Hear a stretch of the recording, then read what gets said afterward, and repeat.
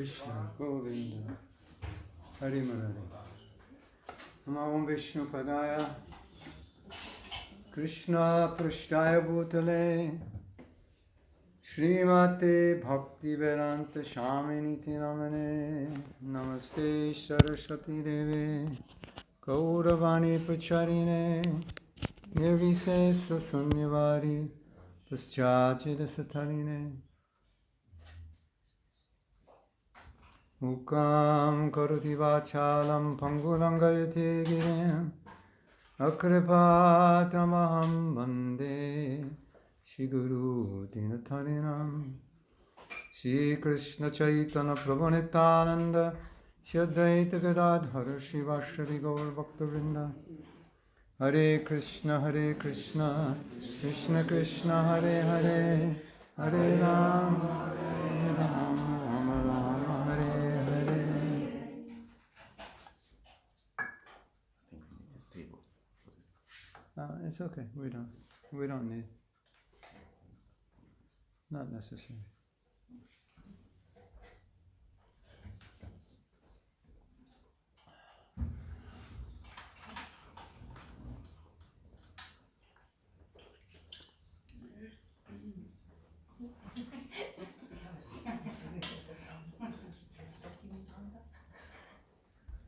We'll dedicate the next 3 hours to Prabhupada Katha. Is that okay? And you can also speak if you like.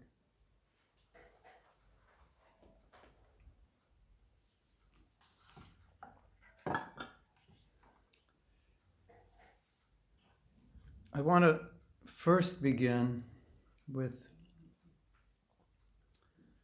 looking at one aspect of Prabhupada's teachings that at least stand out for me.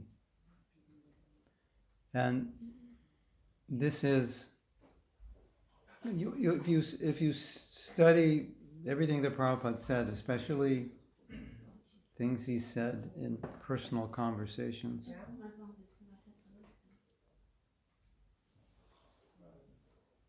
Anybody actually need translation? Braucht noch jemand Übersetzung? Ja, aber die Probleme sind, die zwei Personen, sie sprechen nur Russisch. Ja. Wenn sie übersetzen auf Deutsch, dann Russisch, von Deutsch auf Russisch übersetzt. What's the translation? About what is the translation program for the Russian people? Ich kann versuchen, ich bin keine gute Übersetzerin. Aber versuchen, wenn er hier kommt, können wir versuchen. Ja, das ist doch. Aber dann kann niemand rein.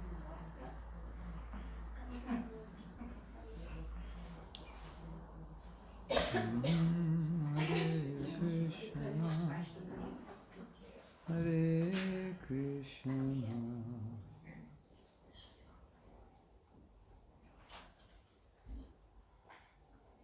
Prabhupada's mission was to take as many people back to Godhead as possible.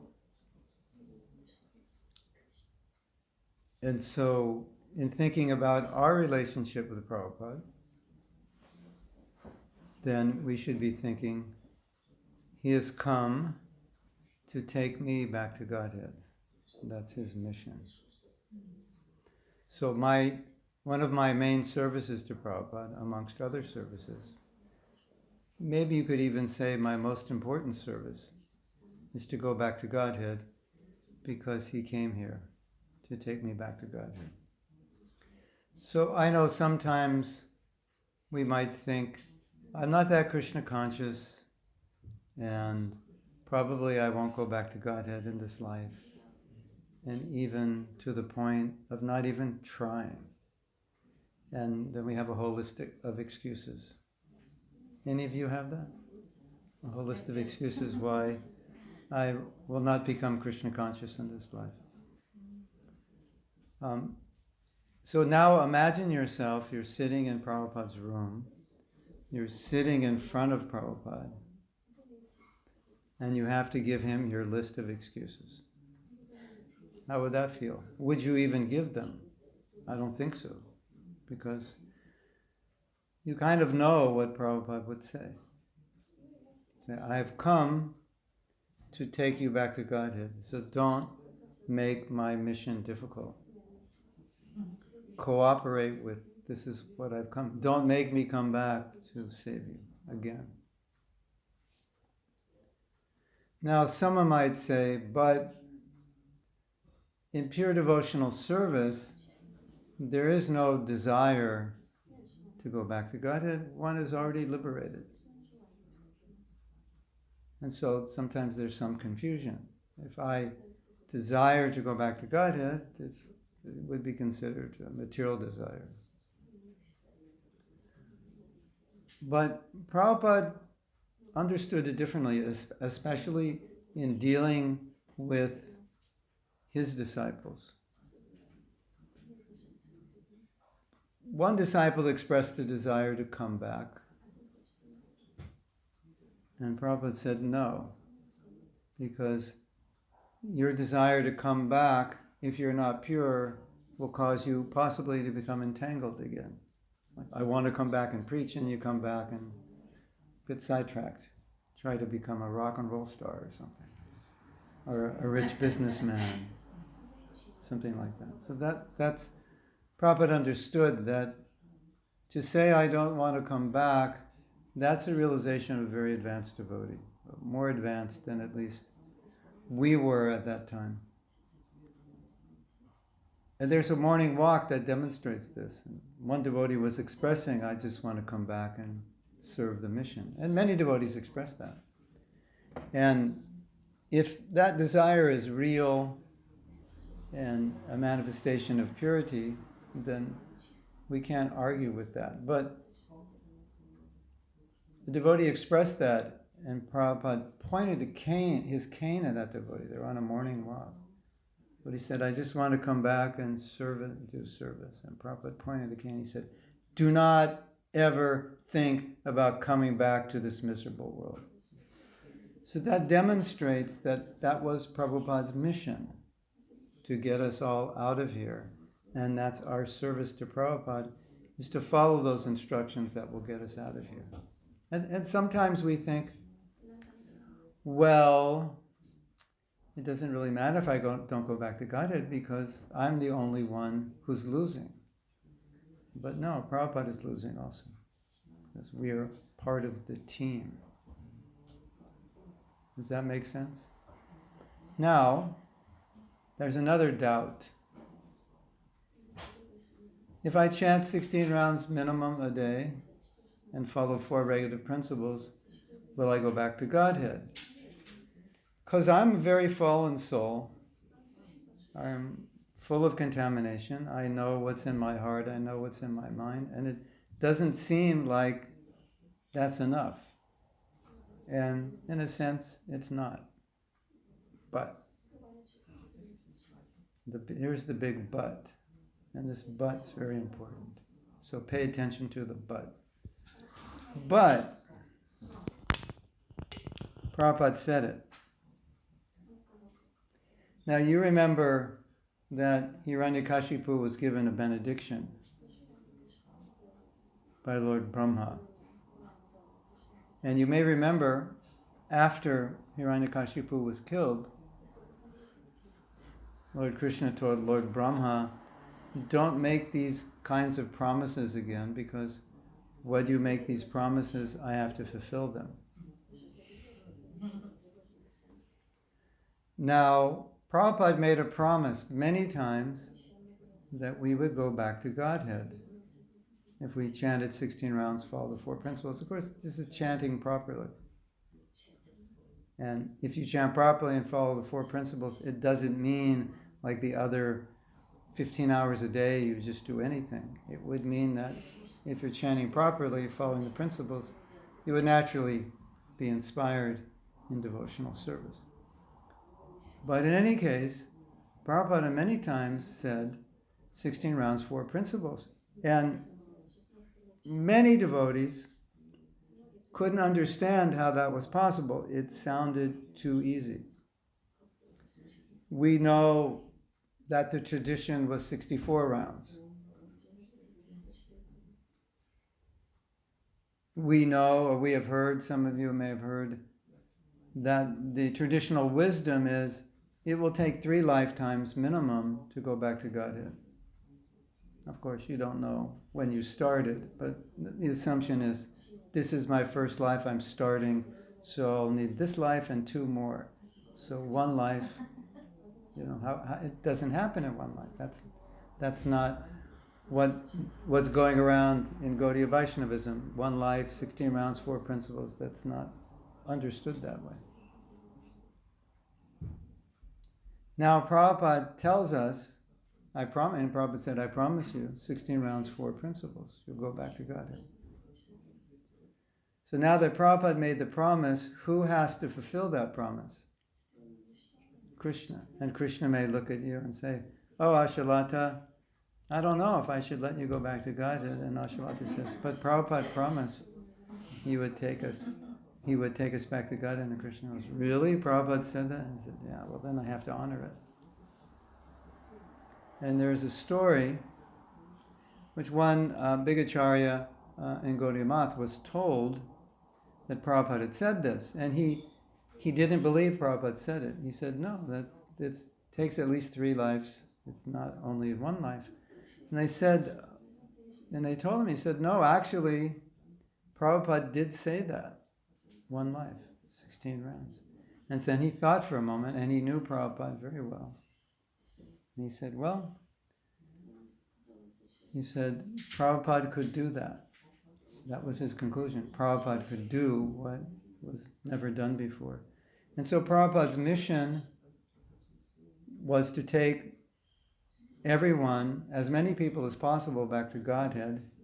This was the way he was going to do it, amongst other methods, but through 16 rounds, 4 principles. And that's why we vow to do those things at initiation.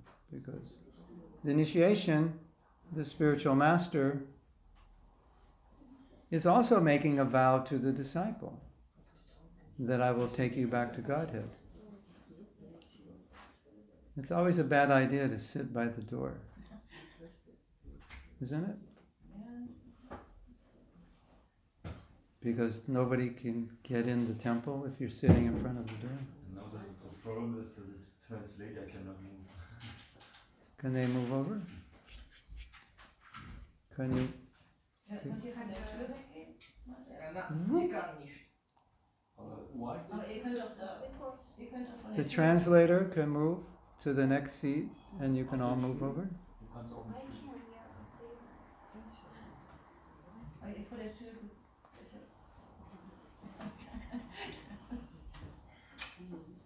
Today is a closed session. He can move over also. The blue shirt.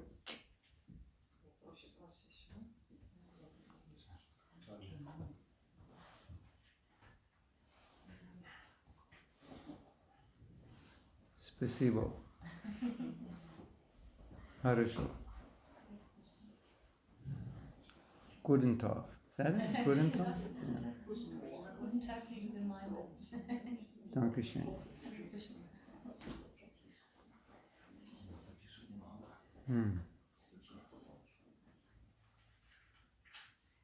So, Srila Prabhupada has come to take us back to Godhead. He's made a program for us.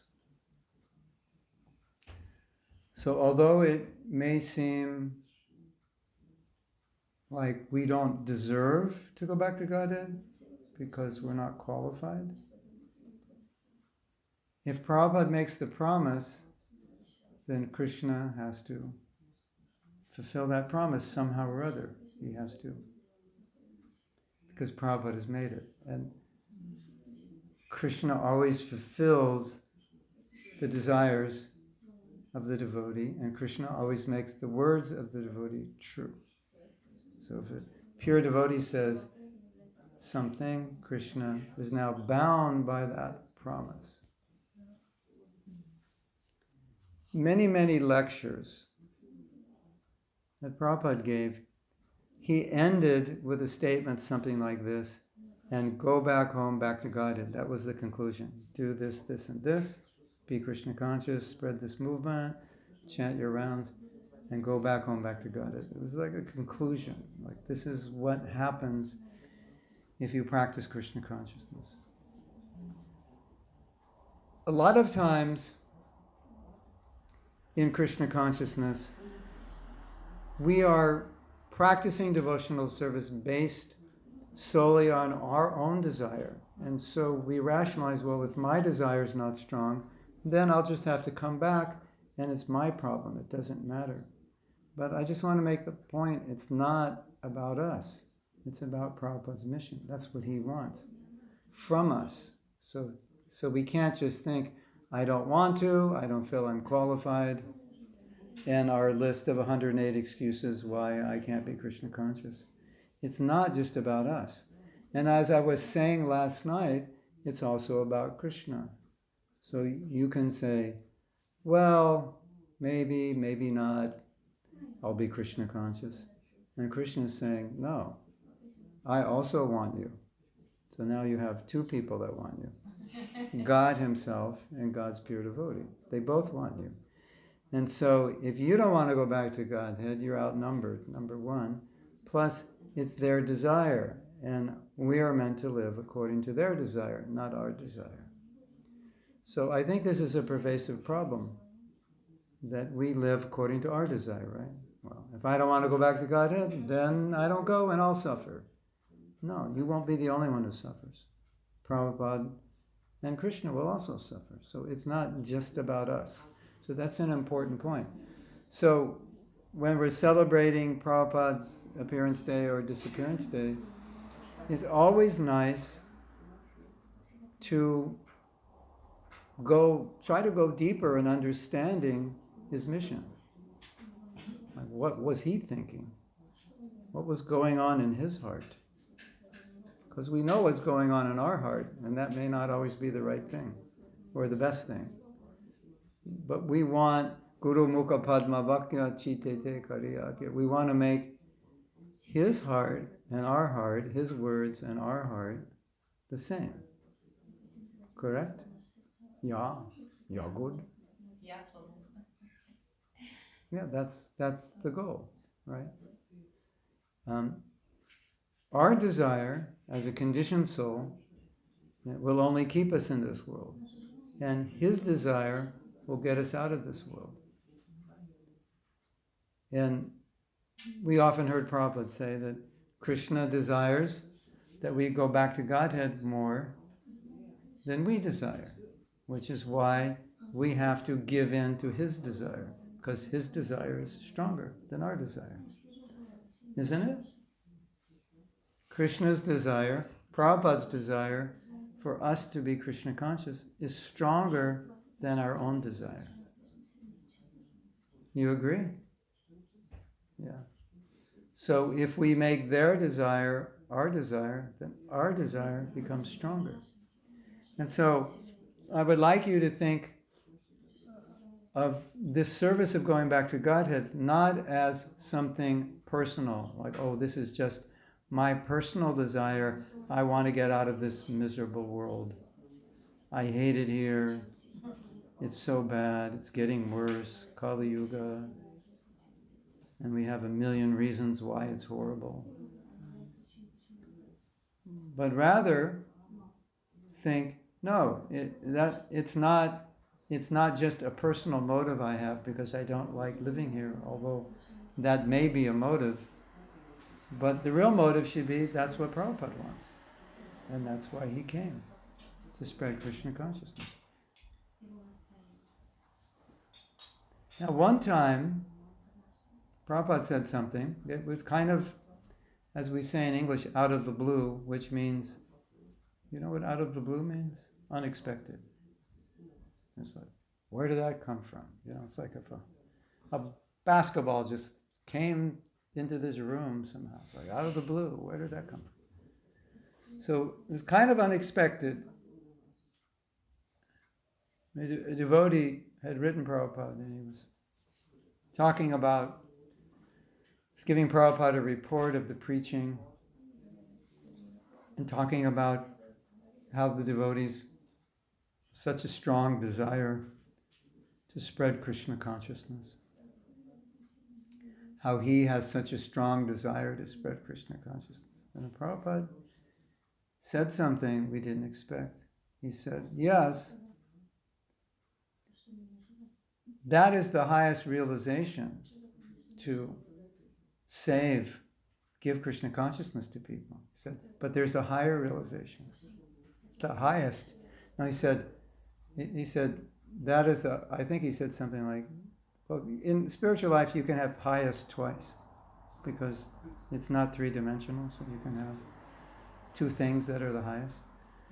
So he said, yeah, that's the highest realization. He said, but higher than that, the highest realization, save yourself. So when you become a disciple of Prabhupada, and if you join ISKCON, you're a disciple of Prabhupada. Not even when you become a disciple through initiation, but when you join ISKCON, then your first duty is to save yourself, because Prabhupada came to save you. And of course, we understand how can you save anybody if you're also drowning, right? So if you're drowning, you got to be able to swim and keep your head above water if you want to save anyone else. So I think this reinforces the idea that our goal is to go back to Godhead. But at the same time, Prabhupada never meant it to mean, well, just think about yourself only and let everyone else suffer in this world. He never meant it that way. He meant it that my mission is to take you back to Godhead, so that's your first business. And when you do that business properly, then you're capable of helping other people. It's not, because some people think, well, I will help other people and then I will go back to Godhead. That has some validity, but if you don't help yourself in the process of helping others, you may also drown in the ocean. You may get tired and drowned. So Prabhupada didn't mean save yourself and just live in a cave and forget the world, let it go to hell. But he meant our mission, our first prime duty, is that we become Krishna conscious. That is, then becomes the service to our Guru, but both the service to the world, because then when we're Krishna conscious, we're in the best position to help other people. And in the 52 years I've been a devotee, I've seen this mistake being made, and every older devotee has seen it and is well aware of it, where we kind of talked ourselves into this idea that if I just save the world, I will be saved. But many devotees drowned in the process of saving the world. So it works that way if you save yourself simultaneously. You can't neglect yourself in the process of saving others. And it was sometimes even used as an excuse for poor sadhana. I'm so busy saving the world that I don't have sufficient time for sadhana. And Prabhupada never taught that. Prabhupada always taught 16 rounds, finish your rounds, then do service. That was Prabhupada's mood. Do your sadhana, and then your service comes after that. So, highest realization, save yourself, then you can save others. So, I hope to implant this understanding of what's in Prabhupada's heart deeply in your heart today. And I hope it stays there. And I hope it guides you throughout your life, that this is Prabhupada's desire. And it's bigger than our desire. And his desire is more important than our desire and our laziness and our apathy and our excuses and so forth, which we can manifest unlimitedly, which we have done for unlimited lifetimes. So, indirectly, what Prabhupada is saying, you've had so many excuses for remaining in the material world for so many lifetimes. Stop making them in this life. Just, stop. Because they'll go on forever. You think, well, maybe the next life. Why the next life? Like, why is it going to be, like we think, well, in the next life it'll be different because I'll I'll be born in the family of devotees. Well, would you like to know how many children were born in the family of devotees that are not devotees? It's an astonishing number. So it's not a guarantee. And I was in a class and Prabhupada personally said, it's not a guarantee. It's a gamble. Prabhupada said, another life is a gamble. He said, you may not be Krishna conscious in this life, then you'll yoga brashta vijayate, you will take birth in the family of yogis or the family of wealthy people. The idea is if they're wealthy, your life's easy. You can spend time for devotional service, but go to the wealthy neighborhoods. How many devotees are there? It's it's Kali Yuga. It's not a guarantee. It's the idea that you're not born in a poor country struggling just to eat, but you have a nice life, and so you can think about spiritual life. So that's true. And many of us were in that position where food and shelter were not our primary concerns. But it's not a guarantee. So I think it's important to understand that tendencies that we find within our heart are tendencies which are carryovers from our last life. They're not just, it might seem like, oh, I was born in this year and the world was like this and therefore I'm like this. That's true, but not it doesn't have as much influence as our past samskars. That's what really has influence. And because of our past samskars, we're susceptible to the materialism of the culture we were born in, and we become a byproduct of it. Because not everybody falls into the same conditioning, right? We're all conditioned differently.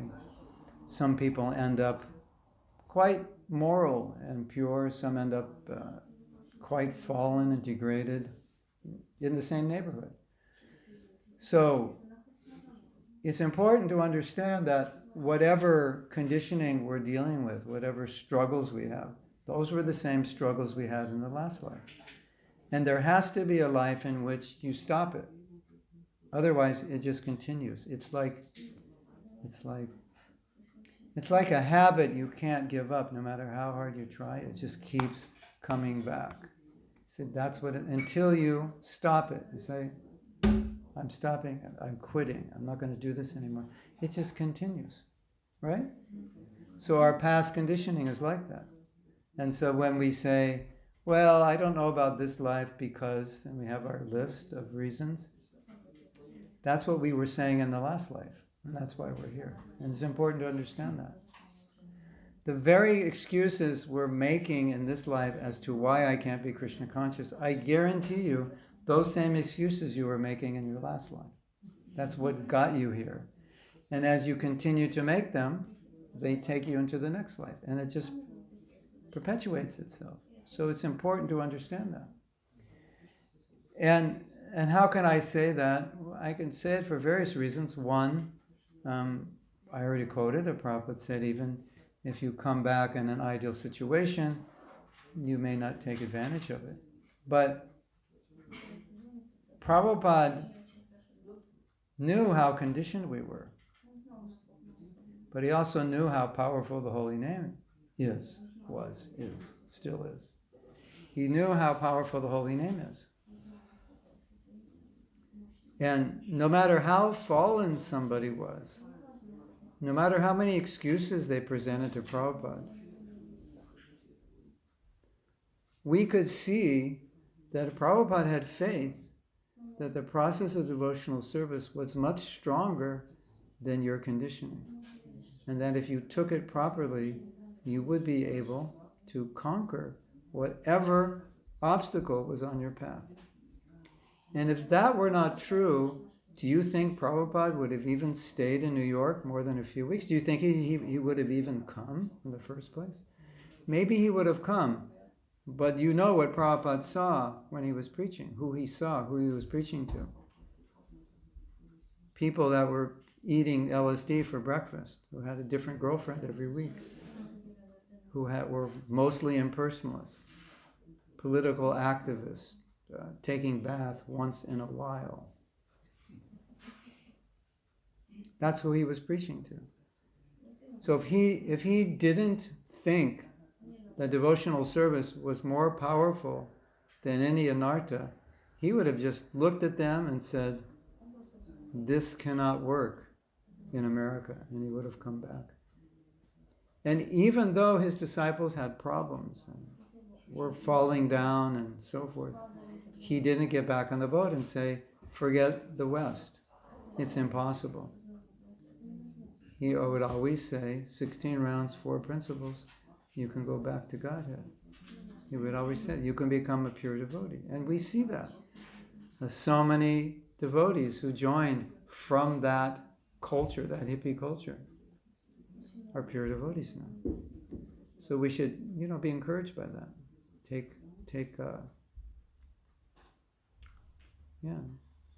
Get faith from that the holy name and the process is way more powerful than our conditioning. And so if we make excuses for our conditioning, it's like we're saying, the process of Krishna consciousness, it works, but it just doesn't work on me. Or we're saying, we're letting Maya speak through us and say, well, I'm just too, and you can fill in the blank, whatever you want to say.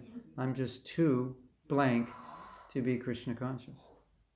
Whatever it is. Lazy, stupid, conditioned, and what I would like to implant in your consciousness is that if Prabhupada wants you to go back, if Prabhupada wants you to go back to Godhead, then it would be wrong to say I'm too blank, whatever that excuse is, to go back to Godhead, because now it's almost like you're arguing with Prabhupada. It's almost like you're denying him the right to make you Krishna conscious. Like your excuse is in denial of Prabhupada's desire. Yes, Prabhupada, I know, but I'm too blank. And it's important to understand what excuses are. Excuses are a way we can rationalize failing without feeling bad. That's all they are. Because if I actually face it, I'm going to feel bad.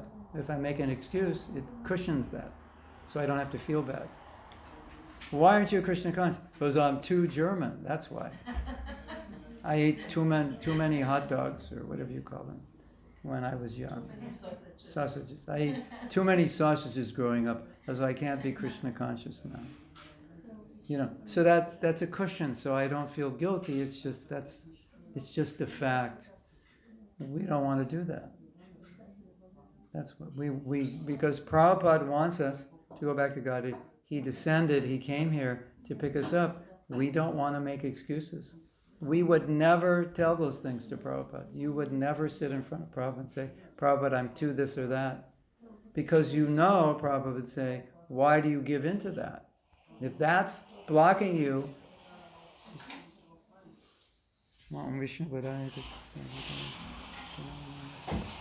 what are the deities' names? Vijaya what? Vijay Gauranga Gaur Doyle. Vijay Gauranga Doyle Nitai Ki Vijay.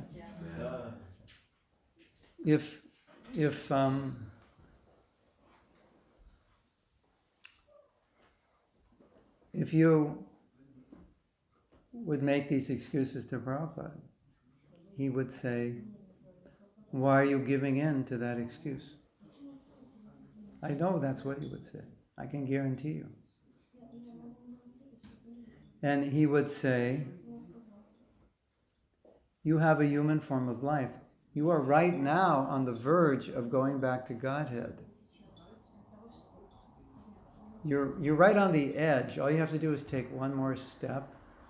You're on the edge of the mountain. Just jump over to the other mountain, the other side, the spiritual world. You're so close. Don't turn back. That's what he would say. Don't make an excuse. I can't jump. What if I fall? No, just jump. It's not that far. You can do it. Everybody can do it. Just jump. It's only this far away. You can do it. And then you'll be in the spiritual world. It's not that difficult. That's what he would say. But I'm weak, but I'm afraid, but I don't know. And he would say, don't give in to that. Don't give in to your excuses. And how do we know he would say that? Because he said it. many times. And therefore, if we gave him our excuses, that's what he would tell us. Now I think especially if you listen to Prabhupada's lectures, and you remember my lecture today, I think it'll make more sense to you, because you'll see that mood in his lectures. I think it's more prevalent in his lectures even than his books. It's like an urgency. I've come to save you. Don't take birth again in this world. There's so many lectures like that. Finish your business. Like he would use words like this. Finish your business in this life. He would say, be prepared fully to go back home, back to God. Like if you're traveling, you have to, are you prepared? I'm flying to America tomorrow. Do you have everything you need? Are you prepared? Are you packed? Like, are you all packed to go back to Godhead? Are you prepared? Are you ready? If Krishna comes tonight and says, it's time to go, are you ready? Or will you pull out, you have your excuses in your bead bag, and you go, oh, Krishna, I'm not ready. Here's why. This was the tone of many, many of Prabhupada's lectures. Human life, rare opportunity, take advantage. And so, when you hear that now, I hope you will understand that is not just a philosophy. That's Prabhupada opening his heart and saying, I've come to take you. I've come to give you this opportunity. Please take advantage of what I'm giving you. Please, I'm giving you a gift. Please use it. I've given you the holy name. Don't throw it away with offensive chanting. I've given you this gift. I've given you my books. Prabhupada said, if you don't read my books, you're putting your life in a dangerous situation. Did you know he said that? Your life will be dangerous without my books. So Prabhupada's heart is, I've given you my books, I've stayed up all night, why aren't you studying them? I've given you the holy name, take it without offense. I've given you the deities, come see them, worship them, like that. I've given you everything. Please take advantage. And then in one lecture, Prabhupada was speaking as Maya speaks to us. He was representing Maya. And he said, and Maya will come and say, you're taking so much trouble. This is too difficult. Just take it easy and enjoy. This is what Maya will tell you. Has Maya ever told you that?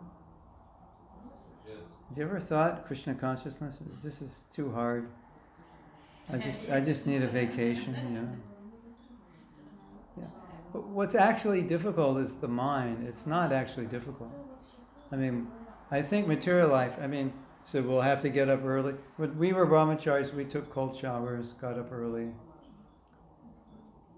But one cold shower, getting up early in the morning program for 4 hours, is really a lot easier than working in some big corporation, 8, 9, 10 hours a day, being surrounded by people who are focused just on making money and getting ahead and backbiting and so forth. Don't you think? That's much more. So when people will tell Prabhupada this is difficult, he would find that amusing. When people would say Krishna consciousness is difficult, Prabhupada would find it amusing. And Prabhupada said, Krishna consciousness may be difficult, but material life is impossible.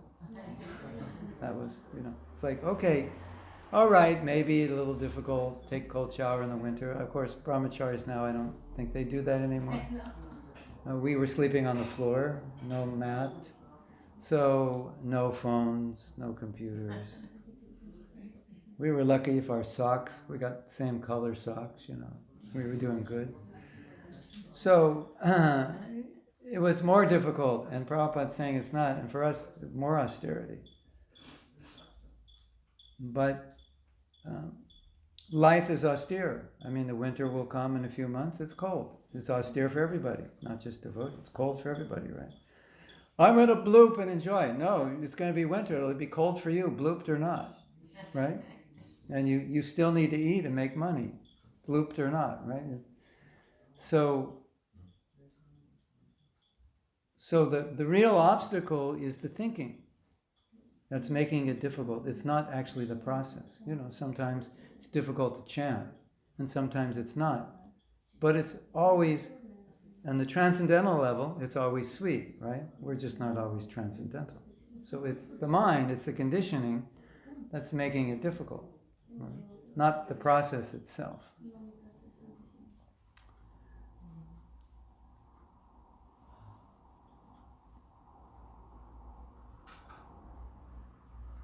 I want to share something else, which I hope maybe this can help you also.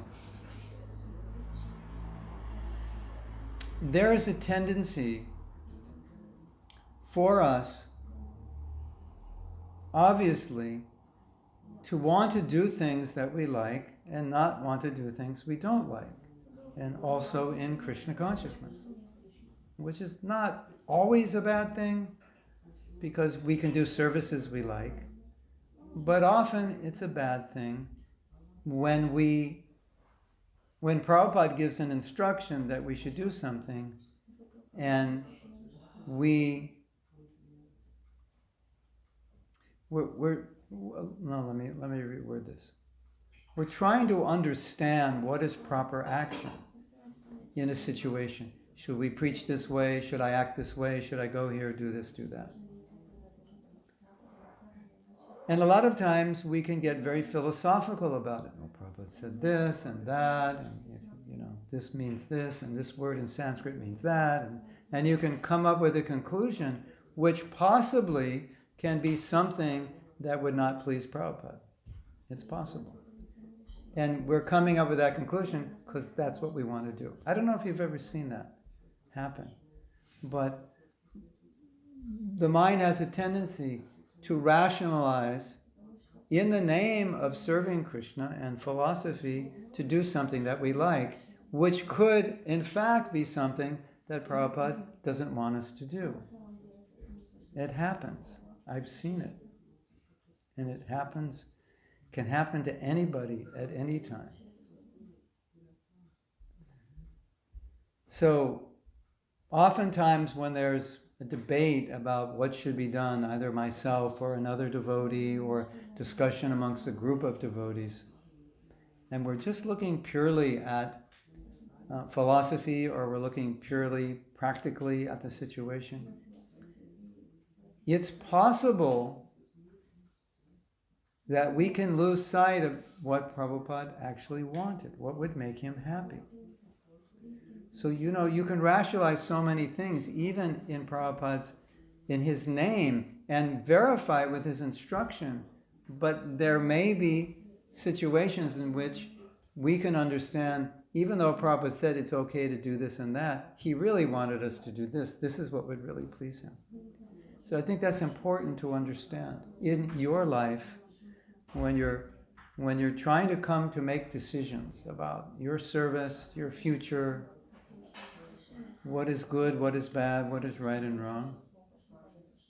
If you have any evidence of what would please Prabhupada the most, always bring that at least into the equation. Sometimes we can't do it, it's too high, and I understand that. It's like, I can't do this. It would please Prabhupada if I chanted 64 rounds a day, but I have 16 hours a day of service.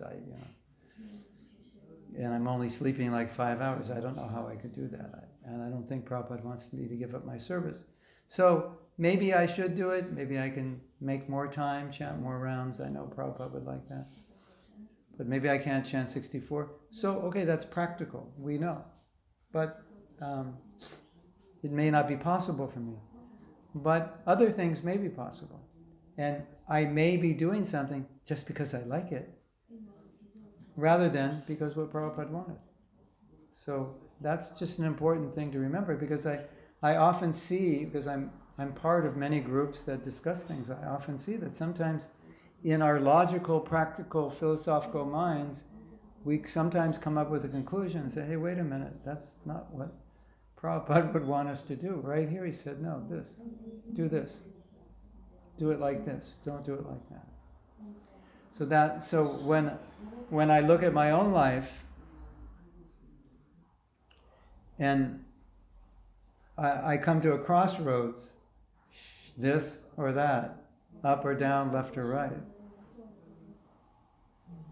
Many times I will take the difficult road because I'm certain that's what Prabhupada wants me to do. And because when I become certain that's what he wants me to do, it's not difficult anymore. It's just, well, this is what should be done. Right?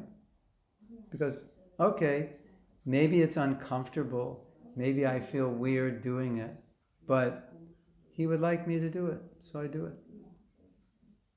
Okay, it'll make him happy, so I'll do it. Even though it makes me uncomfortable, but I know he wants me to do it, so I do it. Like book distribution. For some of us going on book distribution, it's like we see a person. We start having a nervous breakdown, seeing a person 100 meters away. I have to give him a book. You know. How can I give him a book? He's going to spit in my face. He's going to tell me to go to hell. You know, like I'm an introvert. I can't talk to anybody. And so many introverts, they did book distribution. Not because they wanted to, because they knew that would please Prabhupada. Or, you know, going out on Harinam. How can I go on Harinam? People will laugh at me. They'll be thinking I'm wearing a diaper. They'll look at my tilak, think I'm from another planet. They'll laugh at me. I can't do it. Isn't it? You ever feel like that? Yeah. Hey, I don't know if they're like this in Germany, but in New York, they're like, you know, hey, how come you're wearing bed sheets? And one devotee was funny. He said, because the blankets were dirty. Otherwise, we would have been wearing our blankets. Yeah. So, you know what it's like. We're all out there, brahmacharis shaved up, and someone comes by, get a haircut, get a job. I don't want to subject myself to that. Right? But then the devotee thinks, but this will make Prabhupada happy, I'll do it. Even though it's uncomfortable, I don't like it. I mean, what to speak of sacrificing your life, as did the Russian devotees, who the KGB gave them the opportunity. Just tell us who are all the devotees. Tell us where they are, and you won't go to prison. They had that option. Right? Did I get the story correct? The KGB is telling them, if you go to prison, so many bad things will happen. But if you just tell us where the other devotees are, you won't have to go to prison. And they're thinking, this is not going to please Prabhupada if I get the other devotees in trouble. So they wouldn't say, and they went to prison. Wow, that's amazing. I mean, that's way beyond what I'm discussing here. Just a little, put tilak on and go on the street and have a few people laugh at you. You're still alive when you come back. Right? So this is something that can empower us in our devotional service. We should do service that inspires us. But sometimes there's situations where it's difficult. We don't want to do them. And this thought, if we know that Prabhupada will be pleased by doing it, this thought will give us the strength to do it. And it will help us overcome all the mental blocks and all the difficulties in executing that if we just think, this will please Prabhupada. And that has been the most empowering thing for me in my life. Just thinking, I look at my life and I think, how was it possible? I did so many things. I just can't understand, and I'm still doing them. How is it possible? A conditioned soul, born in America, born in Germany, born in a Western country. How is it possible a conditioned soul at the age of 19 could move in an ashram and be celibate? How many of you would bet on a 19-year-old American hippie moving in an ashram and being celibate, you know. Like nobody would bet on it, right? It's impossible. And thousands of young men and women did it. How was that possible? Because they did it for Prabhupada, because they loved Prabhupada and they knew it would please him, and therefore they were able to do it. And so when I look back at my life, I look back and I think, so many things I did were so difficult. I would have never done them if it was up to me on my own, just doing what I like and don't like. I would have never done them. But I did it because I just thought, Prabhupada will be happy. And my life is to make him happy. And if I don't make Prabhupada happy, I feel my life is a failure. I will just be miserable. I'd rather do the austerity and please Prabhupada than be comfortable and displease him. Because being comfortable and displeasing him, I would be miserable. I would feel like I failed in my service to him, in my mission. So I just want to offer this to you, that I have found in my own life that this has given me tremendous strength if I just think, okay, Prabhupada would be happy if I do. Should I do this or shouldn't I? Well, then ask yourself, would he be happy? And if the answer is, well, either way he'll be happy, okay, then you can decide what you would like to do, what would be more inspiring or comfortable for you. But if it's clear, no, I know he would be happy if I did this, if I showed up like this, in this service. He would be happy, I'll do it. Why not? Hare Krishna. Srila Prabhupada ki jai. Now, I have icing for this lecture. This is amazing.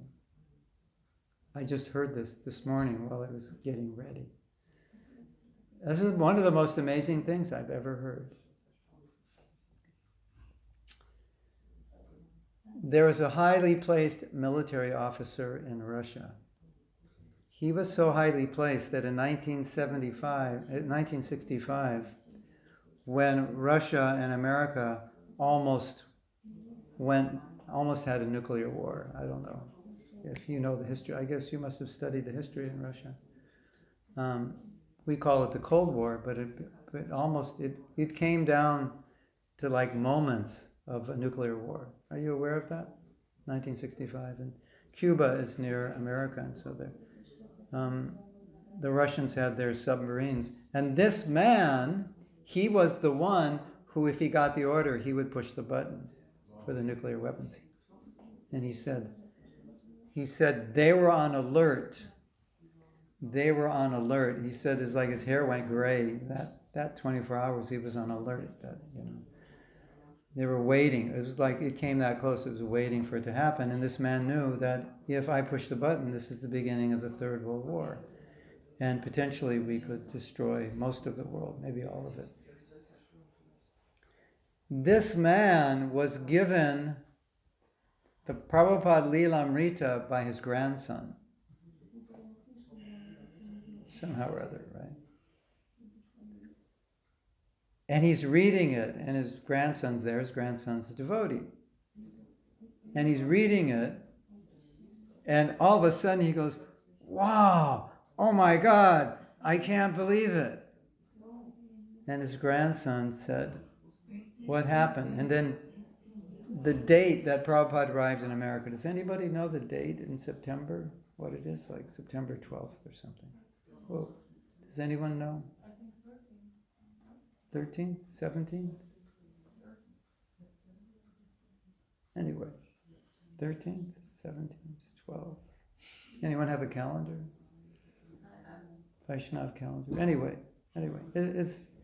Anyway, the date was in the Lilamrita that this date in 1965, Prabhupada arrived in America. And the man said, that date is etched in my mind because that was the date that I was supposed to press the button. And that was the date he arrived. Hare Krishna. Now, you can interpret that any way you want. I think this man understood that Prabhupada's arrival in America stopped that from happening. If you don't believe it, I have another story.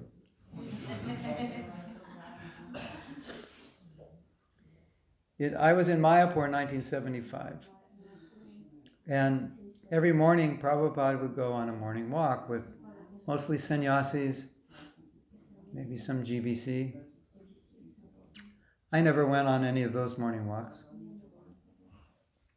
But what would happen is, after Prabhupada would come back, he would go up the stairs to his room, and the devotees who were on the walk would tell all the devotees who were gathered there what Prabhupada said. Isn't that the Mayapur Festival 1975, I think? I don't know, 300-400 devotees, not a lot. So many of those devotees would gather because we wanted to hear what Prabhupada said. And Prabhupada had dropped a bomb in that morning walk, and he said, so we said, well, what did Prabhupada say? He said, World War III is coming. So now put yourself in that situation. You know, you're like, at that time I was 25. So you're a 25-year-old brahmacharini in Mayapur, India for the first time, you know, trying to stay healthy, going to the toilet every 10 minutes, and, you know.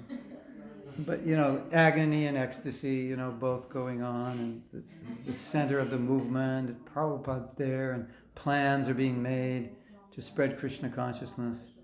And now the general says there's going to be World War III. And as you know, World War III never came. And I believe it was Satsrup Maharaj. He said, Prabhupada, you said World War III was going to come and it didn't. Why? He said, Krishna changed his mind. He said it was because of our book distribution. We changed. We distributed so many books, so much preaching, we changed. Krishna changed his mind. It changed the environment. It's like World War III is not necessary now. Something like that. So, you know, we look at the Hare Krishna movement, it's one little building here in Cologne. It's not like, you know, what influence does it have? But it has more influence than you think.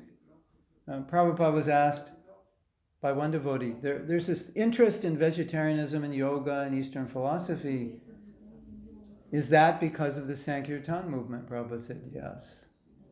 I mean, you know, like, you know, what is it, 10, 20 years ago, all of a sudden, kirtan. These people are doing kirtan. It's all over the internet. It's like, who are these people doing kirtan? We never seen them before. Now every yoga studio in the world, they're doing kirtan. We thought we had a monopoly on it, right?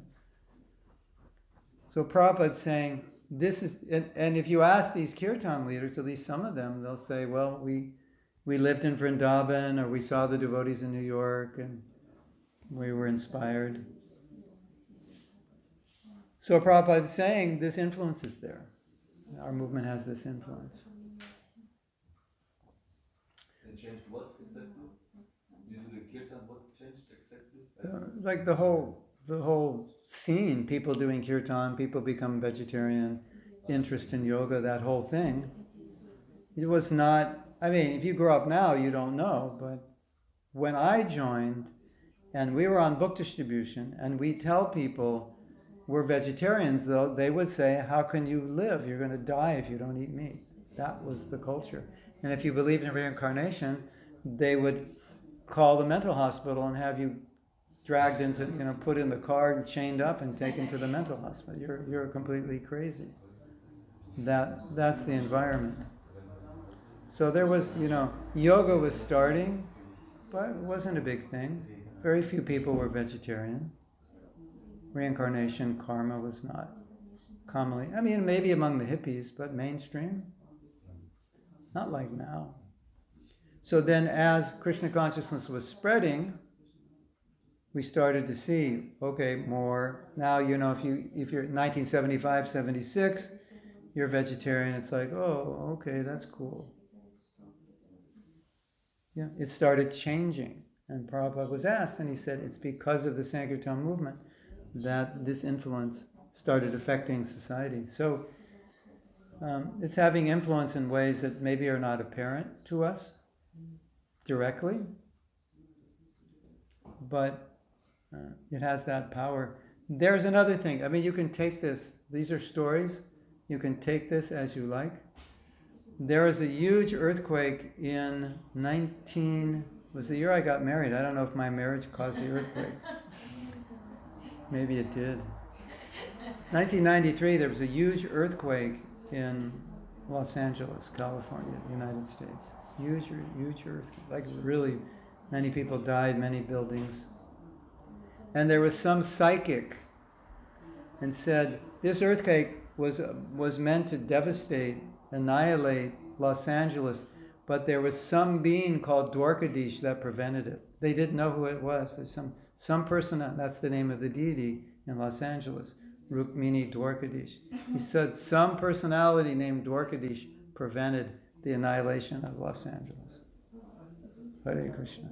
So for those of you who have mystic side to you, you like these stories. For those who are more logical and scientific, are like, We have to do some research. yeah, more research. More research. Prabhupada But anyway,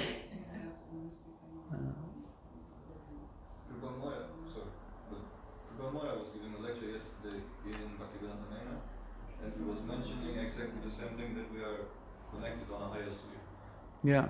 There are many stories. I think maybe you know, maybe you know better than I. There was some lady, I think in Russia, in prison, and they were about to torture her, and she prayed to Prabhupada, and Prabhupada appeared. You know that story? Any of you heard that? I don't know when this happened. It must have happened long ago. But anyway, she prayed to Prabhupada, and Prabhupada appeared. And the people who were assigned to torture her saw Prabhupada, and they left. One of our godbrothers who had left Krishna consciousness, he, on his deathbed, he started saying, Prabhupada, you've come. And the reason we know that is he was married to a woman who's not a devotee, and she didn't know who Prabhupada was. And so she went to the temple and asked who Prabhupada is, and they asked, why are you asking? She said, because my husband, when he was dying, he sat up and said, Prabhupada, you've come, and I want to know who Prabhupada is. So, we see things on one level, but as Kripa Moy was saying, things exist on other levels we don't see. And we understand Prabhupada's not an ordinary person. He can intervene in our lives, intervene in other people's lives. And going back to the theme, if you feel you can't be Krishna conscious, Prabhupada can intervene in your life. He can do magic in your life. And if you have that faith, you will allow him to do that magic. Believe me, he can do magic. When I look at my life, I just like Prabhupada saved me 1,000,000 times from doing things that I almost did that I shouldn't have done, or I don't say almost did, but was moving in that direction. It's just like, don't go there. It's just like a wall would come up, Like, why did that happen? I got early for the flight, but the flight left an hour early, and like the plane crashes, and things like that. It's like my life is just a story of one event after another where things happen because I'm doing something stupid or Krishna's protecting me in some way. So if we give our lives to Krishna, then that can happen. Prabhupada can do that very, very clearly. Hare Krishna. Srila Prabhupada ki jai, Go Premanandi Hari. So we didn't read any offerings. So I'm not sure what you want to do, but I have exactly 0 rounds chanted.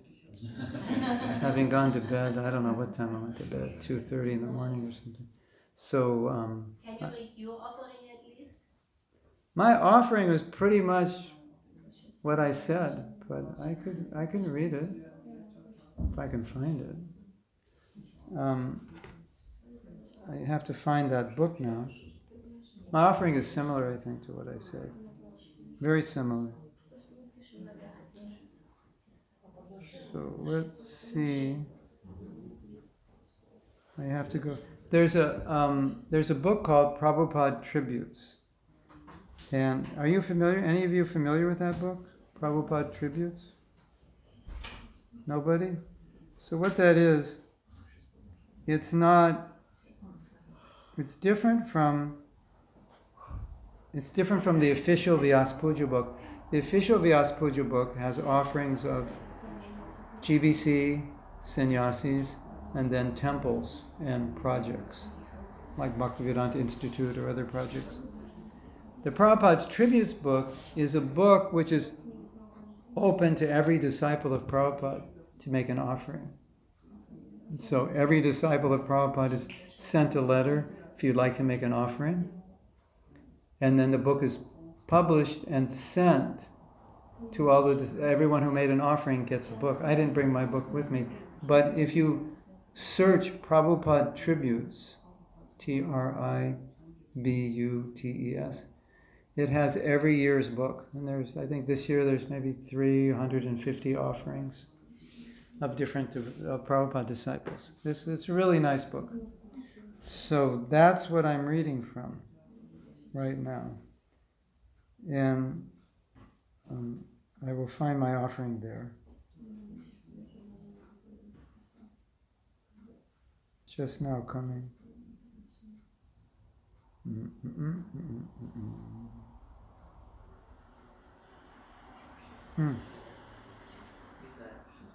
Is the internet slower in this room than in the guest room? Because if somebody has a phone here, you could search Prabhupada Tributes, Prabhupada Tributes, and see what you have. Oh, it's coming slowly. I got it. Slowly. Slowly.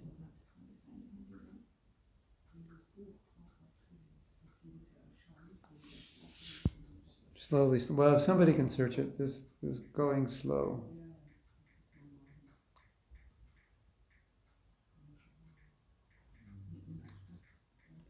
Or if someone could go in my room and get my computer. I have it open. You have it? Open. Can you find the 2022 book? 2022 book. From where? I think it's under downloads. You see downloads? Yeah. And then should have all the books.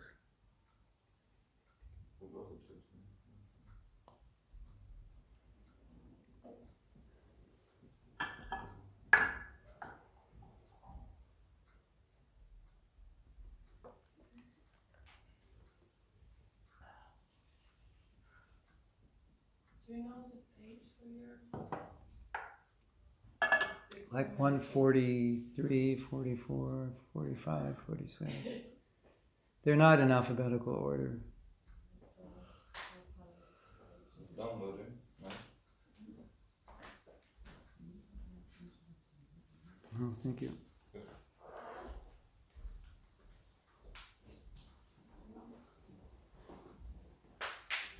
140, page 143. Now I have to get there.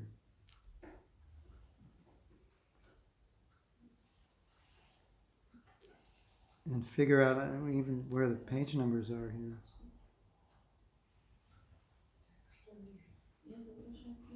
I don't even see the page numbers. Whoa, there they are. We'll have a race. Who can get to page 143 first?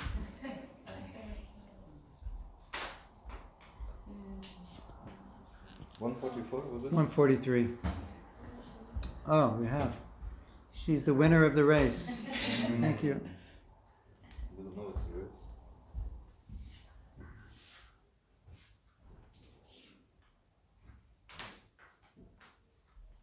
Oh. Okay.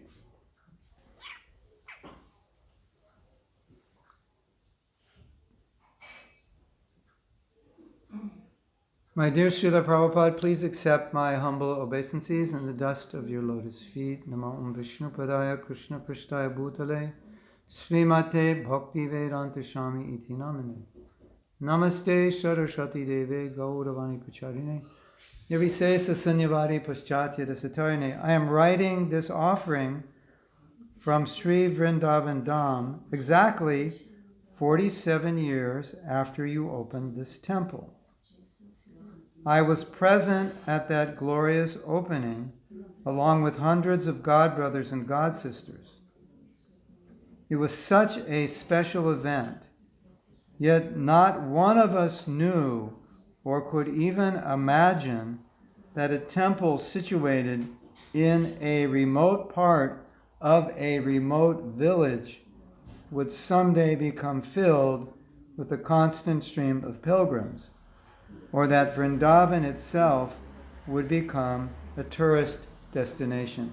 That temple was in the middle of nowhere in Vrindavan. Vrindavan was off the map. Nobody knew about it except the devotees, of course. The rest of the world didn't know about Vrindavan. And the land, Ramanreti, there was nothing there. There were no shops, nothing. Just if you look at Prabhupada on a morning walk, in those days, it's just fields.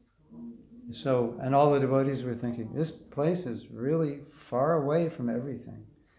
So, Prabhupada opened this temple in a remote place, in a remote village. Throngs of pilgrims are daily pouring into the Krishna Balaram Mandir year-round. We hear every morning after Mangal Arti how many books were distributed, how many plates of prasadam were served, and how many pilgrims chanted one round of japa. Today, about 2,200 books were distributed right on the temple premises. It was a weekend, so it was bigger. 7,400 plates of prasadam were served, and about 1,500 pilgrims chanted one round of japa. In 1975,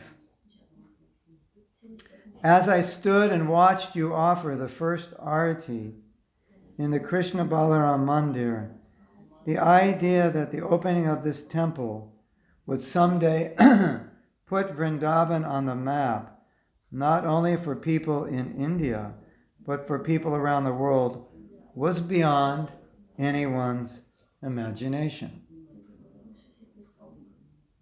I mean, we knew something was up whenever Prabhupada made a decision, but from our vision, it's like it didn't make sense. Juhu also was a suburb 45 minutes from Mumbai, and the devotees were thinking, this is too far. It was a fishing village. Did you know that?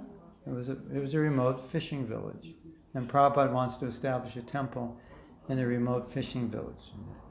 The devotees didn't really understand. Yesterday, as I was returning on a rickshaw from visiting some of the Vrindavan temples, we ran into a traffic jam. Rickshaws were lined up in both directions as far as the eye can see, while crowds of people, of pedestrians, struggled to squeeze through the spaces between the side of the road. In other words, the rickshaws covered the road, and then on the side there were shops, so there's like a little bit of room. And so all these people were trying to get through, and you couldn't see the end of the rickshaws. And we're just sitting there, moving, like not really moving. Moving, you know how in India you move like, and then you stop and chant a few rounds and then and stop. It was like that.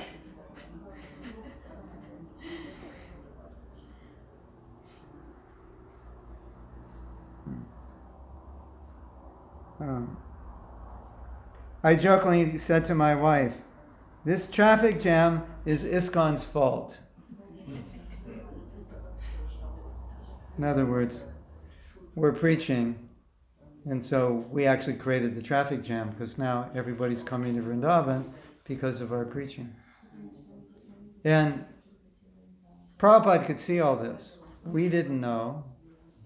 At that time, there were probably maybe 5 Indian devotees in India. The rest were Westerners.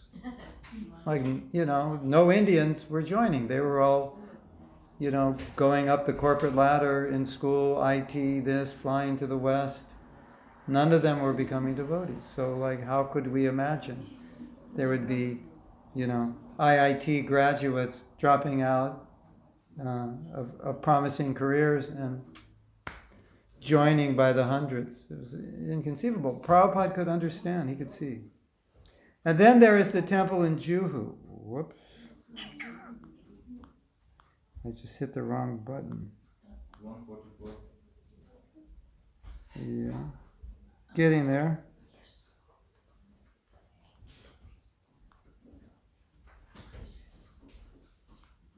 Oh. Then there is a temple in Juhu. The disciples you left in charge to struggle to secure the land started to feel that the project was not worth fighting for. After all, it was in an out-of-the-way place, and we were expending massive amounts of energy in trying to secure the land. Eventually, one of the leaders in Juhu decided to give up the fight, and had you not intervened, we would have lost the land and the money we had invested in it. Again, we had no sense of how a temple in such a remote part of Mumbai, far from its city center, would be useful. What to speak of massively successful, they probably had maybe 2 million people at their temple yesterday in this little remote fishing village. I think Jananivas would say the first Mayapur festival, there were 35 people. 1972 or something, 35 guests. Then if you've been to Mayapur now, it's you don't even want to go out of your room because there's nowhere to walk. You can't even get in the temple, right? And there's so many people in the temple, it's 10 degrees hotter in the temple and it's already too hot outside anyway. It's crazy. And I don't know if you know about Juhu, but Prabhupada was fighting to get this land, and the man who was selling the land had a plan to cheat us, because in the contract, for us to secure the land, we would have to get a permit. And if we didn't secure the land, we wouldn't get our deposit back. And the deposit was $50,000 in 1975, which is maybe $300,000 now. And the man had bribed the police department and also our lawyers. So our lawyers were working against us and we didn't know. The police, the municipality was working against us, we didn't know. And so nobody would give us the permit. And without the permit, we couldn't properly own the land, and the land would go back to him. And Prabhupada was fighting. And one day Prabhupada said, erect a temporary temple, put the deities there. By Indian law, they can't move us off the land if they're deities.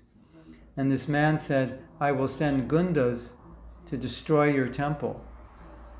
And another one of Prabhupada's life member followers, he said, I will sit with my son in front of the temple with rifles and we'll shoot them all when they come.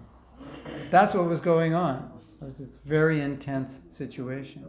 And so what happened was, after Prabhupada left and everything was negotiated, and it was, all the contracts were supposed to be signed, the devotees got convinced by someone, and maybe the lawyers who they didn't know were against us, not to sign it and give it back to the man. And so they were supposed to sign by a certain date, and if they didn't sign, the land would go back. And they didn't sign, and they called Prabhupada, thinking they did the right thing. They said, Prabhupada, we didn't sign. And all they heard was the phone slam down. Prabhupada was devastated. Because we thought, what's the point? It's just land in the middle of nowhere. We didn't have the vision. And the list goes on. The huge amounts of Sankirtan going on today in the form of books, prasadam, harinam, festivals, various outreach programs are having their effects, although we may not have the vision to see the long-term consequences. I joined ISKCON at a time when people thought vegetarians would become sick from malnutrition.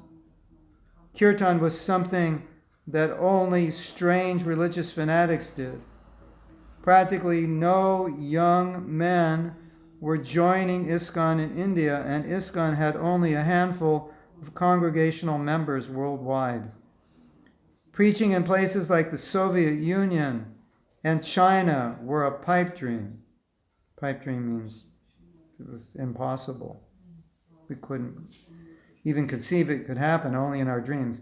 And countries outside of India, in which massive numbers of Indians had migrated for the past century, were either slowly turning away from their culture or were focused on demigod worship.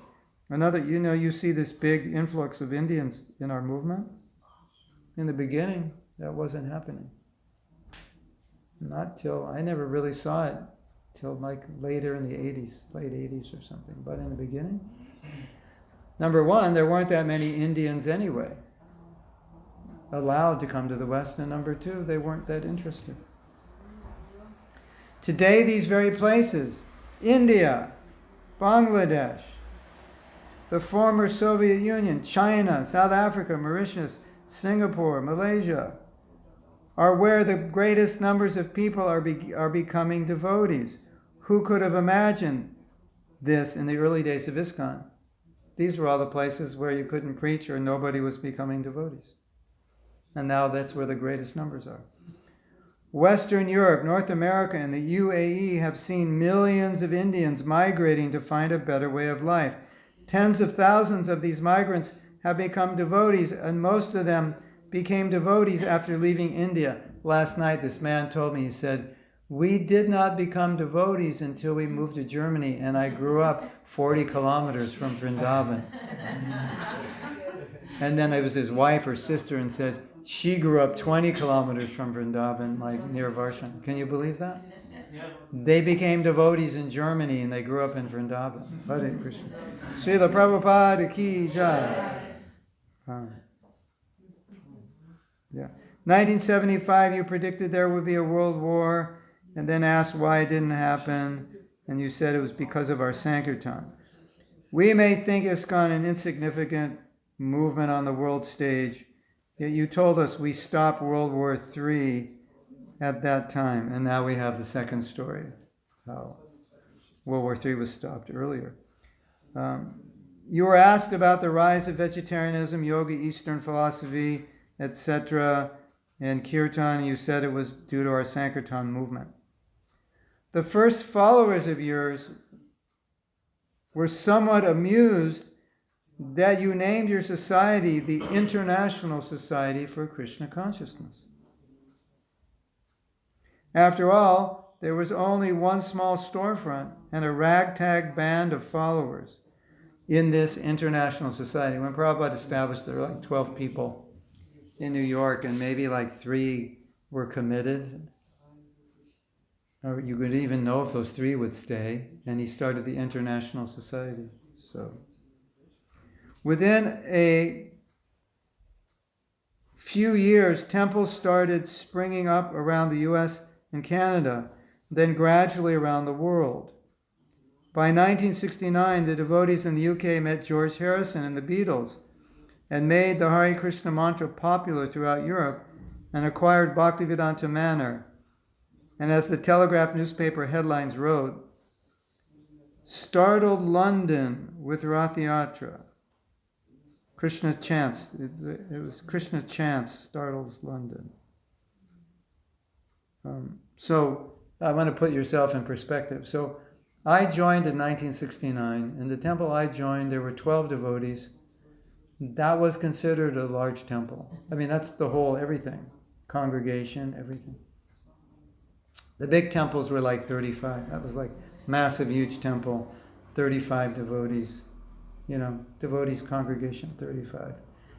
And I think when I joined, I estimate maybe there were 300 or 400 devotees in the entire world. Like as many people as were here last night. That was like the whole movement.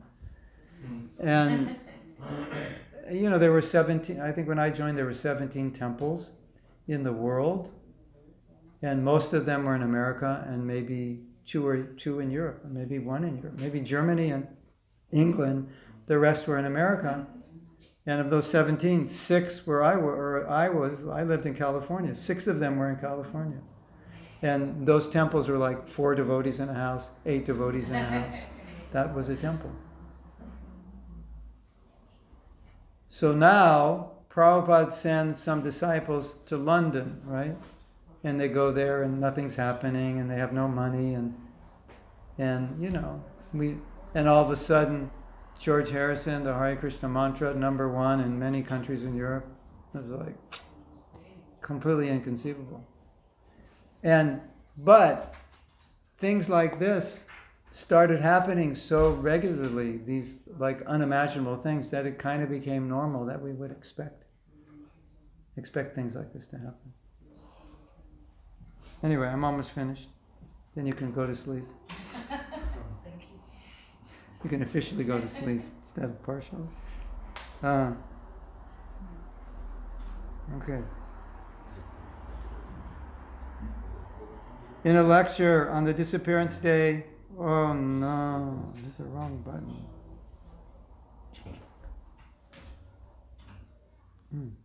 You know, they have these buttons that take you to the wrong place.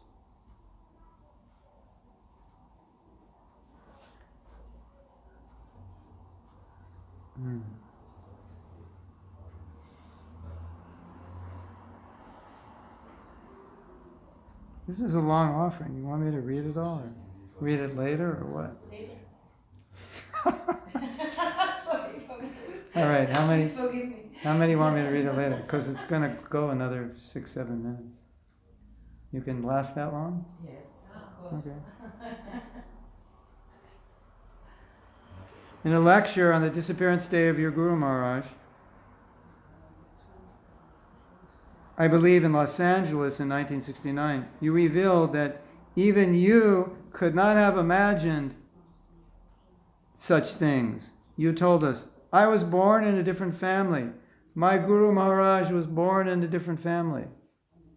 Who knew that I would come to America? Who knew that you Americans would come to me? These are all Krishna's arrangement. We cannot understand how things are taking place. So Prabhupada's saying that movement's transcendental. It's not working under the laws of nature. In other words, the spreading of Krishna consciousness happens through the transcendental arrangements of Krishna in such a way that it appears mysterious even to you. You wrote in a letter about 6 years ago, this is a letter, quote, only about 6 years ago, I could not even imagine how widespread and potent a force this Krishna consciousness movement would become. But now I am seeing that it is simply a miracle by Krishna that we are coming to the forefront of all other spiritual cultures in the world. So I think that in the future, one day we shall become the ruling party. At least if we can do that in your country, then we may also do it everywhere else.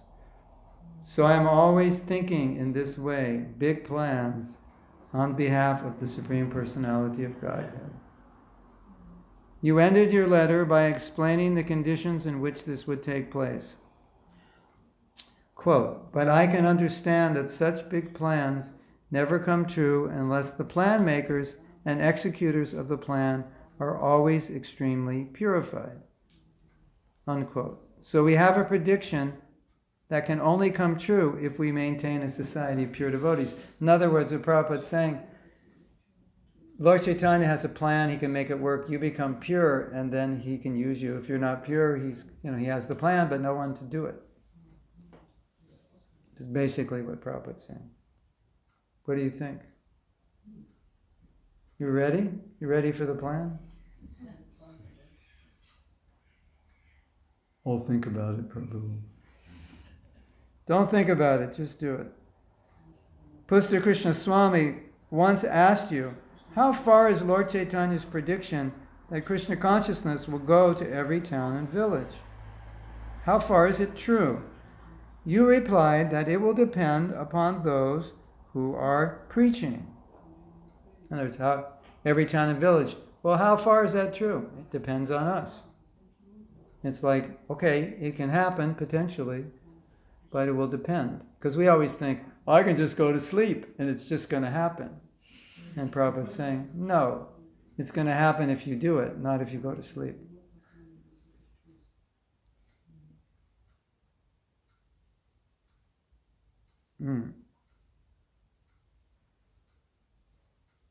In Mauritius, you said that Mauritius could, not would, become the first Krishna conscious country. So I spent many years in Mauritius, and whenever a Prabhupada disciple would come or some senior devotee, they would say, yes, Prabhupada said this would become the first Krishna conscious country.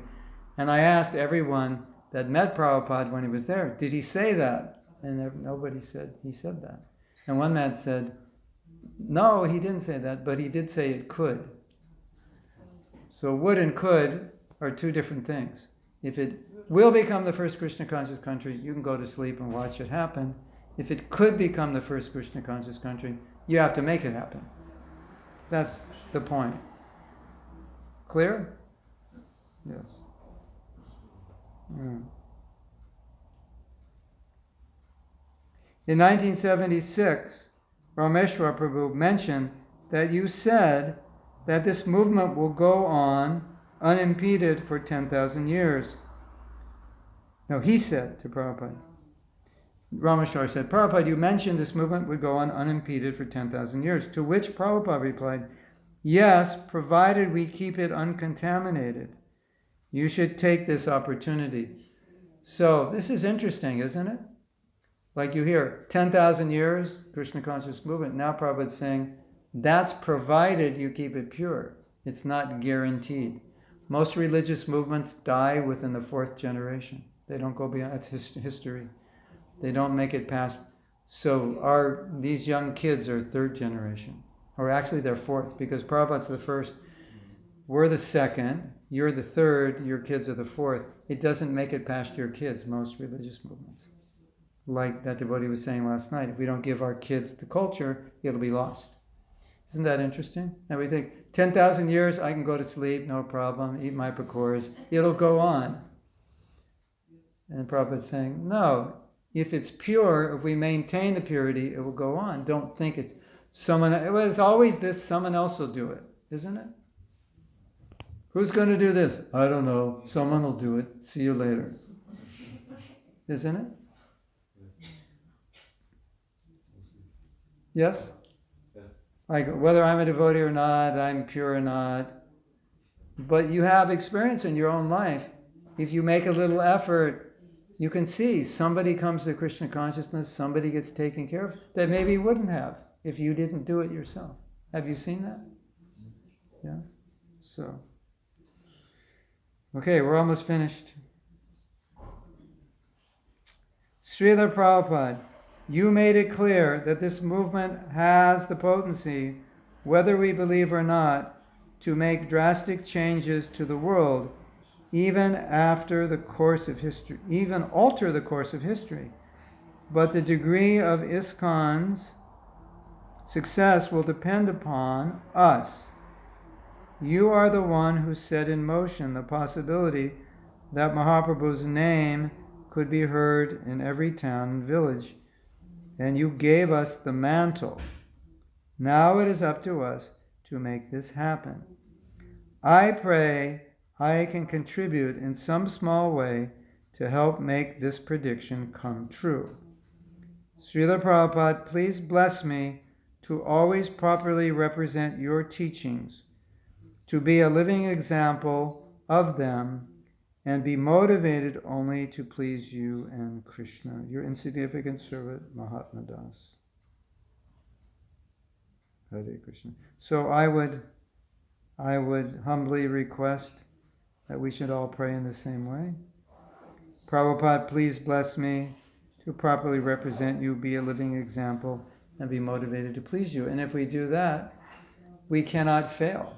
It's impossible, because the system is pure.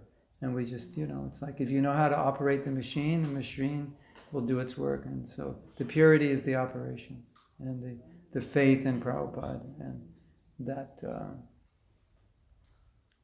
that desire to please him, then we'll be successful.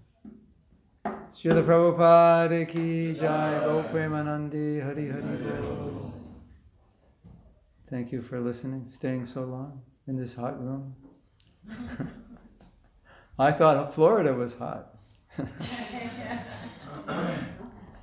So, yes, you have a question. Maybe not a question, but thank you for the lecture. For me, it's just that I always realize when I hear about Prabhupada leaders from direct disciples who experience it, it makes everything so much alive and so I'm really getting so much inspiration from that actually. Mm-hmm. When I struggle in my sadhana or in general, when I just read Prabhupada's Linamrita or listen to other disciples or Yamuna Devi, her biography, it's like, oh my God, it's so inspiring me that I really get, I just want to continue because it's just Hare Krishna. amazing. Well, I want to tell you something. Two things I want to tell you. This morning, this story I heard from a Russian devotee, the story about the general and the potential nuclear war. And the devotee was talking about Prabhupada in other ways, and he's not a Prabhupada disciple. And he was talking like a Prabhupada disciple, like it was the best talk I've ever heard about Prabhupada from a non-Prabhupada disciple. After that I thought, because I always kind of felt a little bit like after all the Prabhupada disciples leave, no one's going to be able to represent Prabhupada properly because they weren't there. And he pulled it off. And I thought, okay, I don't have to worry about that anymore because I can see he got it. And so that's encouraging, which means you can also get it if you hear. Because Prabhupada is also your guru. And I think when you enter that mood that he's also my guru, not like some guru of distant history, he is my spiritual master, my 6-year guru. And my guru is just bringing me to him, not getting in the way, but being the glasses so I can see him more clearly, so I can have a better relationship with him. Then you can feel that also. The second thing, I just forgot. You were saying, all right, okay, oh yeah. So the second thing, when you read Lilamrita and other books and you see how the devotees lived, many devotees will say, they've told me, and say, oh, you Prabhupada disciples, you were so austere or so enthusiastic or so this or that. It's basically austere. I mean, when I joined, our normal weekday was anywhere from 7 to 9 hours of Harinam. And then the weekend, you would add a few more hours. And then when I moved to another temple, the weekend you would add like 5 more hours. So it was like upwards of 11 hours of Harinam on the weekends. Sleeping on the floor. The Brahmachari ashram was this size. It was a basement, and it was one sleeping bag after another. And then we all had a little cubby hole, and we didn't have our own clothes. The clothes were washed every day, and you would just come and take a dhoti, a kurta, sweater. I came with a nice sweater. It's like my sister bought this beautiful sweater for me in Switzerland. And that was gone. And everything I brought was gone because it was communal. I mean, we're hippies, communal living. And no mats, nothing, just on the floor, 25 snoring brahmacharis. But we were so tired, we lay down 3 seconds. We were asleep. And so you read about these things, or you hear about these things. You go, how did you live like that? We couldn't do that. Now, it's so much different. And I always say, Prabhu, Mataji, if you were there with Prabhupada at that time, you would have been doing the same thing. It's not us. It's that Prabhupada was inspiring us. Of course, it was a culture. We were revolutionaries and, counterculture. We wanted to we didn't want to follow a materialistic way of life. But the real thing is, Prabhupada was there inspiring us. And so if you were there, and maybe some of you were, and had a few excuses why you couldn't go back to Godhead, and you got another chance now. And that some of you might have been there. Sometimes I think like that, I'm with a devotee or a disciple, and like, were we on the same Sankirtan party? And is that so-and-so Prabhu? Because like we get along really well. It's like, anyway, so that's the fact, that you would have done the same thing, and you would have been happy doing it. Yes, Aditi. Thinking about when I was reading Prabhupada Lila Amrit, it brought me so close to Prabhupada, and I got much more understanding about him and the movement. Yeah, it's important. Very valuable to read the Prabhupada Lila Amrit. Yeah. Prabhupada Lila Amrita in all the books, because I'll explain something. This is really important. This could be the most important thing I say, actually. In Prabhupada's books, in Prabhupada's lectures, he's representing a line of disciplic succession. And you can see that as a teacher, he's perfectly, his consciousness' duty is to represent it. And you can see that in his books. He's always quoting some reference, right? Some shloka to back it up. That's what he's doing. But when you read the Lilamrita, then you get to see how he is applying. Because if you just listen to the lecture, it makes Prabhupada sound like a very conservative, narrow-minded. It can make Prabhupada seem very conservative and narrow-minded. I'll tell you a story I just heard yesterday. This is a good story, just to give you an example. So, Yadobara Prabhu made a movie once. It was called A Spark of Life. And it was a movie which was to prove that consciousness is the product of the soul, and defeat Darwinian evolution and all those ideas, that life happens by chance and consciousness is just an accident, it's just a chemical combination in the brain. So there was nothing about Hare Krishna, there were no devotees, nobody dressed as a devotee, nothing. And they showed the movie to Prabhupada. And after Prabhupada saw the movie, one devotee said, Yadobara, this is a very different movie from what you've normally made. There's no Hare Krishna, there's no Kirtan, there's no Dodi, no Tilak. And Yadobara's thinking, uh-oh. And then another devotee says, this just shows you what ISKCON was like in those days. This movie's just for women and children. Some sannyasi says that, that was that gives you an idea of what the social environment towards women was like in those days. Then Prabhupada asked Yadobara and he said, so, what is the feedback you've gotten from this film? He said, well, Prabhupada, after I showed the film, and after the film, one man came up to me and said, now I can understand I'm not the body. And Prabhupada said, then the film is a success. Like, how would you guess that Prabhupada would say that? Now, looking at Prabhupada's books, you might doubt it and say, well, there's no Mahamantra, therefore it's a failure, and this and that. And so, when you read Lilamrita, you get to see how Prabhupada, as a human being, applying Krishna consciousness in situations. I'll give you another example. Now, if you read Prabhupada's books, it pretty much looks like, if you're the wife, you should do everything your husband says, even if he's crazy. It basically looks like that. As long as he follows regular principles, whatever he tells you to do, jump off a building, and so forth, do it. That's what it looks like. Of course, any logical person would think, no, obviously not. But we were only 20 years old, so we just thought, well, that's what it says. So, I'm the husband, you're the wife, you do what I say. If you don't like it, see you later. Tough luck. I'll take sannyas. Kind of like that. So, welcome to Hare Krishna movement 1969. So a devotee came to Prabhupada having read those quotes. And he said, so Srila Prabhupada, should my wife do whatever I ask? And Prabhupada said, and you should be so impotent, which it just means you should be so crazily proud to think that that's what should be done. But that's what it appears like. So if you don't hear these other stories, you could think Prabhupada's this very stern, narrow-minded, conservative person. But when you read Leelamrita, you see how he applies instructions, which sometimes are completely opposite than what you would think by hearing the class. Because in the class, he's representing the philosophy and tradition.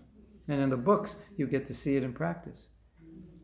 You know, another story, right? This is classic story. One devotee said to Prabhupada, he said, my wife is more advanced. He said, I'm supposed to be the spiritual master of the family, but my wife is more advanced. And Prabhupada said, then you let her, she's your guru. You just take instruction from her. And it's like, where in the books will you find that? You won't. You'll find the opposite. And she was initiated as a Brahmin before him, and Prabhupada sent his thread and told her, give him the mantra and give him the thread. She initiated him. Well, she didn't initiate him, but she was the Ritvik. You know, it's like, where will you find that in the books? You won't find that. And so, and so many things. And so we need to understand these things about Prabhupada. The position of guru is a post, but the guru is also a person. And the person will deal with everyone differently and individually. So he'll tell you, never get married, stay brahmachari. He'll tell you, get married tomorrow. But what does it say in the books? Well, better remain brahmachari. But somewhere in the books you'll say, well, most people should be, you'll find that. You know, after 100 brahmachari verses, you'll find, well, in Kali Yuga it's safer to be married. So it's there in the books, but not always obvious. So that's why those books are so important. Otherwise, you'll misunderstand Prabhupada. I think that's also what you're saying, Aditi, isn't it? You can misunderstand who Prabhupada was, and you'll therefore misunderstand his books and his teachings.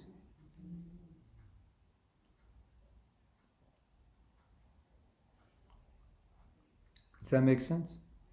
Yeah, so I would suggest reading every book on Prabhupada you can get your hands on. It will help you so much in your own life, and it will help you in guiding other devotees, because you'll have hundreds of examples of Prabhupada guiding devotees in circumstances which we're all going to be in, or someone we know is going to be in. Tell you another thing about how Prabhupada dealt with devotees. Prabhupada's main position was to encourage devotees. And so, as a general principle, whatever would encourage devotees, that's what he would advise. So sometimes it would seem like he was compromising his own instructions, but it was only, if it was ever like that, it was only because a devotee couldn't follow something more strict. So he would allow them to do something else, because if they didn't, they would not be Krishna conscious. And I want to tell you just the merciful side of Prabhupada, the personal human side. When any sannyasi fell down and came back to Prabhupada, they were always forgiven, and Prabhupada said, you want to take up your old service or some new service. And they were expecting Prabhupada would make them feel guilty, chastise them, maybe not accept them. None of that. Exactly none of that at all. It was like nothing was there. And then one of the most amazing stories is one sannyasi had left. He was eating meat. He was drinking. He had given up Krishna consciousness. And he was at the restaurant in Soho Street. And while he was at the restaurant, unknown to him, Prabhupada came. And so he's with a devotee, and she said, Prabhupada's here, let's go see him. I want to see him. Oh, let's go. Finally, she convinced him. Prabhupada sees him. So-and-so. And Prabhupada said, so? And he used to cook for Prabhupada. He said, so, you will cook for me? So-and-so? And the devotee, but Prabhupada, he's eating meat. He's drinking alcohol. So, you will cook for me? After Prabhupada knew that? Yes, Srila Prabhupada. I mean, that's Prabhupada. Wow. Can you imagine? The ultimate encourager, the ultimate save every devotee, save every disciple, tolerate whatever, just find something, some spark give them some service, save them. That's Prabhupada. Not this rule, regulation, that's there. That has to be there. But it has to be balanced with the flexibility and adaptability to time and place. So both things make it, if you're just one or the other, if you're just liberal, it becomes a mess. If you're just strict, everyone goes away. It has to be a combination of both. Yeah, good. Yeah, so we have to be very German and we have to be very, very California at the same time. And I think Germans are pretty Californian also these days, right? Hare Krishna. Okay, I better stop now. Otherwise it won't stop. Yeah, okay. Srila Prabhupada ki jai, Jai Go Premanande, Hari Hari Bo. His Grace Mahatma Prabhu ki Jai. Just to remind you, Prabhu, you have your personal meeting with Angelica today, What time? 15:30 after the feast. Okay. So she was asking if she can do it alone for us, or if there need to be somebody with